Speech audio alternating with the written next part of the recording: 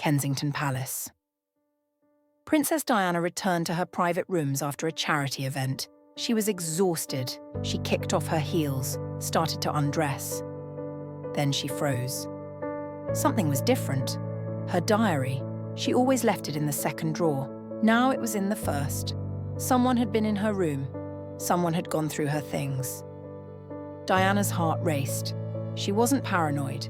She was being watched. By people she saw every day. People she was supposed to trust.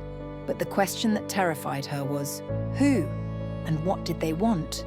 The truth is darker than anyone imagined. Diana wasn't just being watched by intelligence services.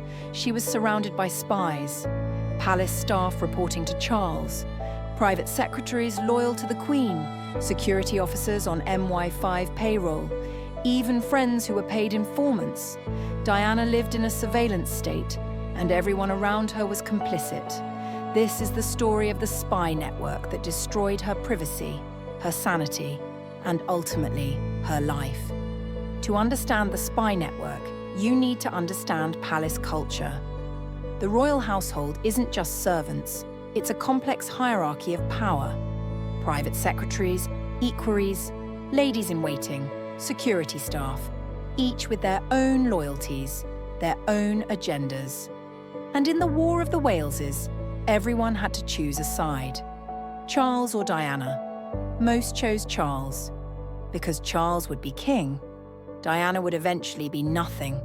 The surveillance started early. Right after Diana's wedding, palace staff noticed she was different, emotional, unpredictable, difficult. She cried frequently, had tantrums, refused to follow protocol. The palace mandarins were concerned. This young woman was the future queen, but she seemed unstable. So they started watching, reporting, creating files, just in case Diana became a problem, just in case she needed to be managed. Diana's private secretary was the first line of surveillance. He reported directly to the Queen's private secretary everything Diana did, where she went, who she saw, what she said, all documented. Diana trusted him completely at first, confided in him, told him about her struggles with Charles, her bulimia, her depression. He listened sympathetically, took notes, and reported everything. Diana was betrayed before she even knew there was a war. Her lady-in-waiting was another spy, an aristocrat, close to the Queen, assigned to Diana to help her navigate royal life. But really she was there to watch, to report back.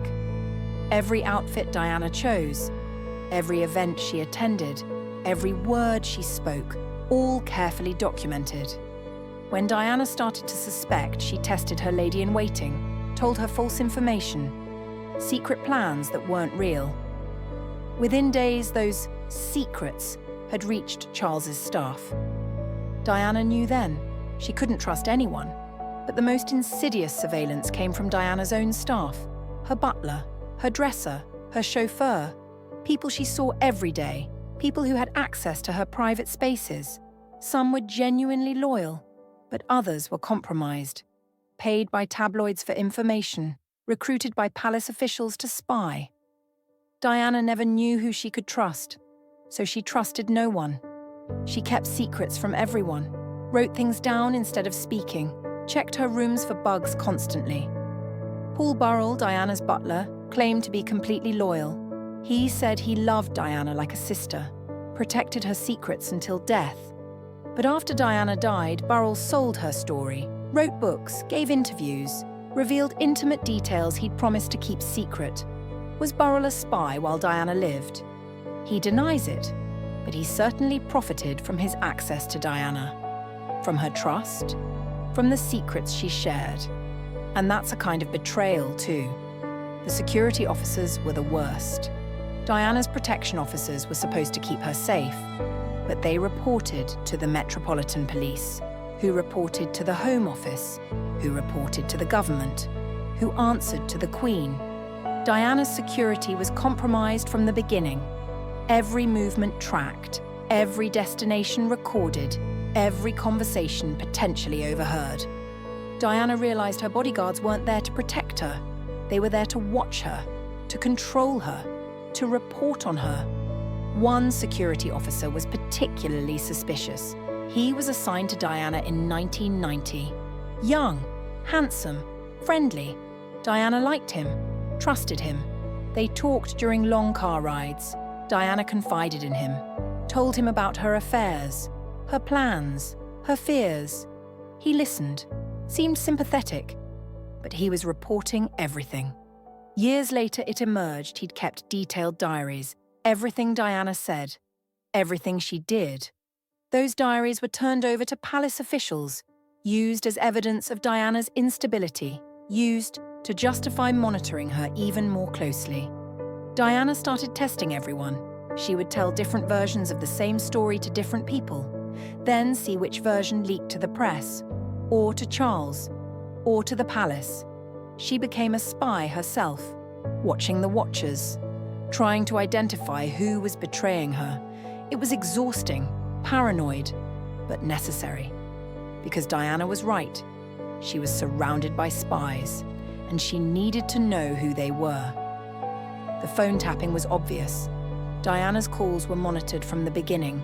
Palace switchboard operators listened in, recorded conversations, passed along anything interesting to their supervisors. Diana knew this. She would often say on calls, "I know you're listening. I know you're recording this. Hi to whoever is eavesdropping."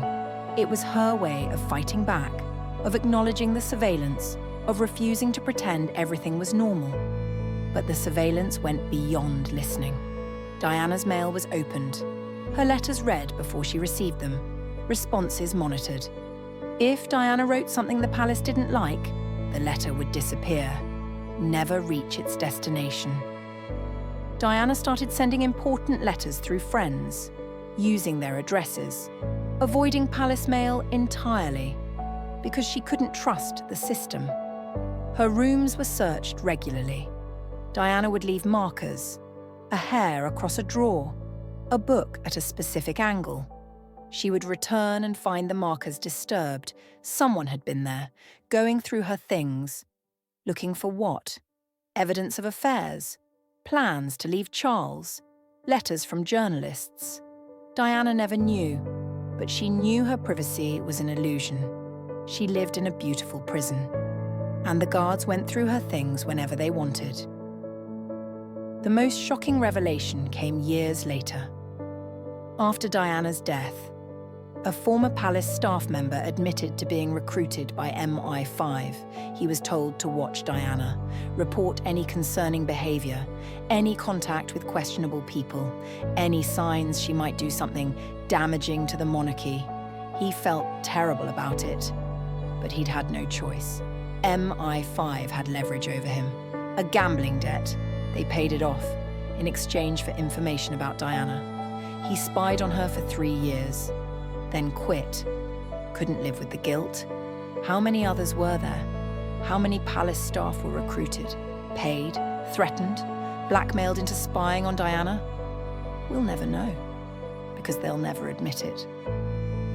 The official line is that Diana was paranoid, that she imagined surveillance that didn't exist. But every time someone investigated, they found evidence. Tapped phones, opened mail, staff reporting to multiple masters. Diana wasn't paranoid, she was right. And that made her even more dangerous. Charles had his own spy network, his private secretary, his valet, his friends, all watching Diana, reporting back. Charles wanted ammunition for the divorce, evidence of Diana's affairs, her instability, her unfitness as a mother. So his people watched her, gathered evidence, built a case. Charles was planning for war, and his spies gave him the weapons he needed. But Diana fought back. She cultivated her own sources, staff members who were genuinely loyal, who would warn her when something was happening. She learned to read people, to identify who was trustworthy, who was compromised. She became expert at misdirection, giving false information to spies, leading them in wrong directions, playing the game better than the people who'd created it. The most elaborate spy operation involved Diana's friends. The palace tried to recruit them, offering money, access, royal approval, in exchange for information about Diana. Most refused, but some accepted. Diana would confide in a friend, share her plans, her fears. Within days, Charles would know, or the Queen, or the press. Diana learned to share different information with different friends, to test loyalty, to identify traitors. It was exhausting, but necessary, because she couldn't trust anyone completely. One friend was particularly damaging, an aristocrat, someone Diana had known for years, someone she trusted implicitly. This friend was secretly recording their conversations, selling information to tabloids, reporting to palace officials.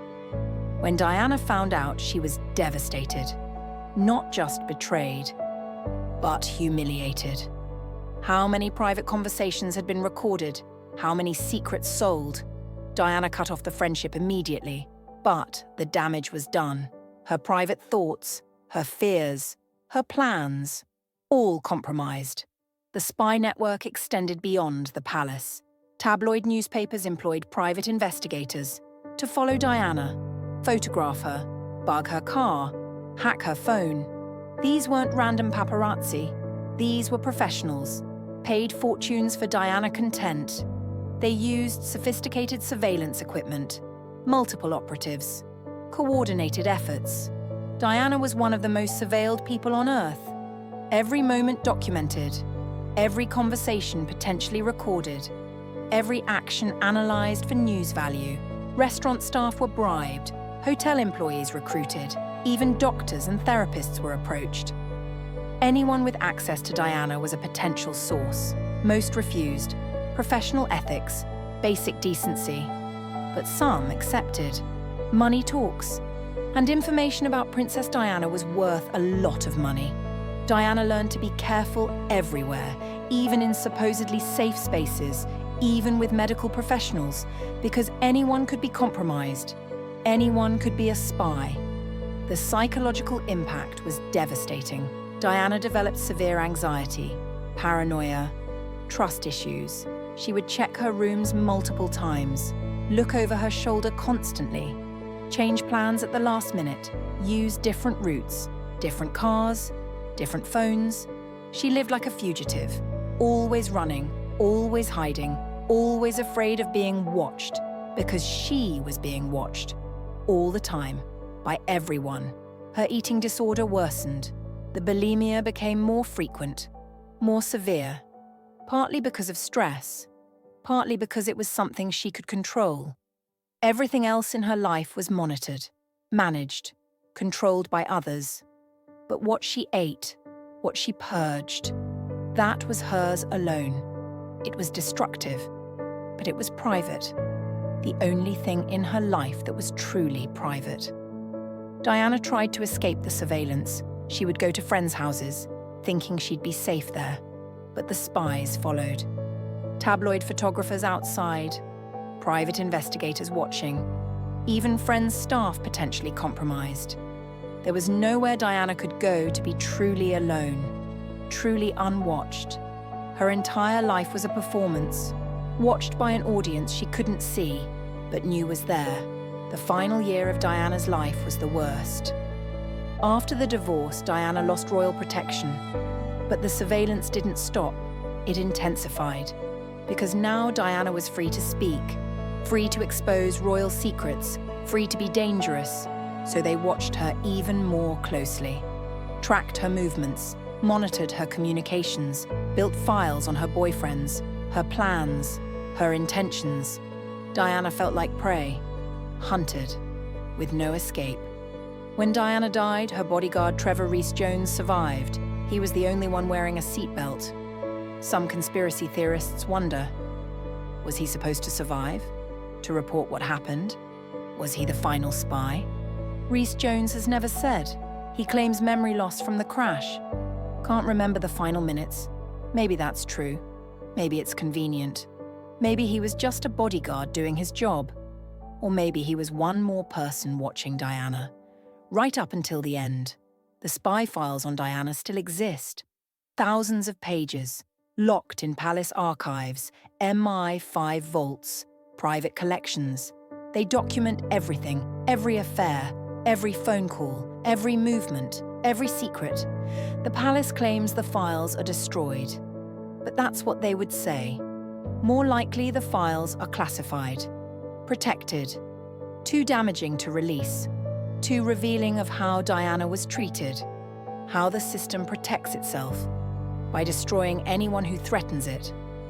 Prince William knows about the spy network. He saw how his mother was treated, watched, violated.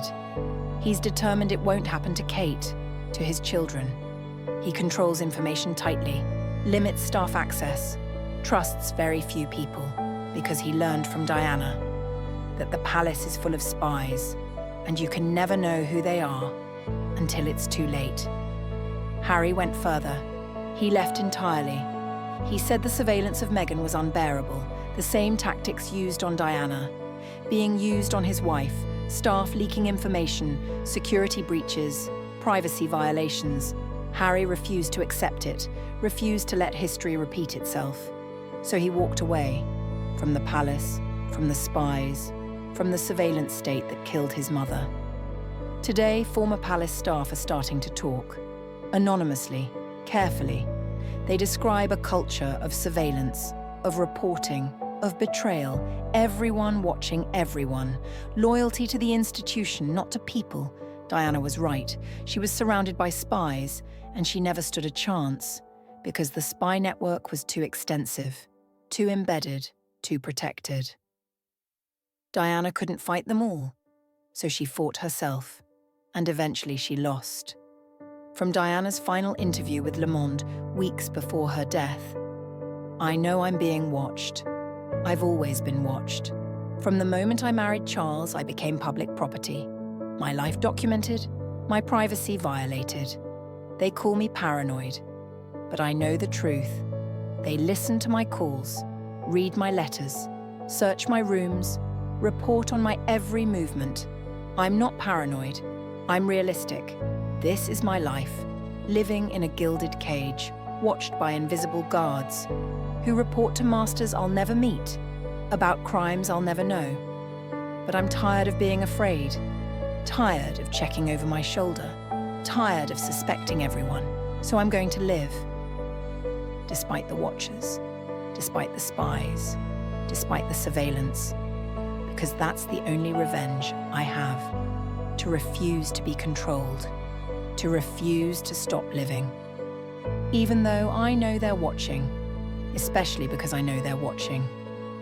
The final image of Diana's spy network story is a personnel file, thick, confidential.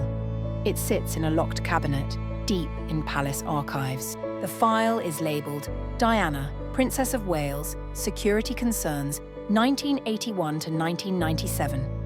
Inside are reports, hundreds of them, from staff members, security officers, ladies in waiting, each documenting Diana's actions, her words, her secrets. The file proves Diana was right. She was watched, every day, every moment, by people she trusted, people she paid, people who smiled at her, while reporting everything to their real employers. The file remains classified, will never be released, because it's evidence of institutional betrayal, of systematic surveillance, of how the palace treats threats, not with protection, but with destruction. Diana was the target, the spies were the weapon, and the system was the killer. That's the truth the file contains, and that's why no one will ever see it. Some truths are too dangerous, even when the target is long dead, even when everyone involved has moved on. The truth remains locked away, just like Diana was, forever watched, forever judged, forever alone, in a palace full of spies.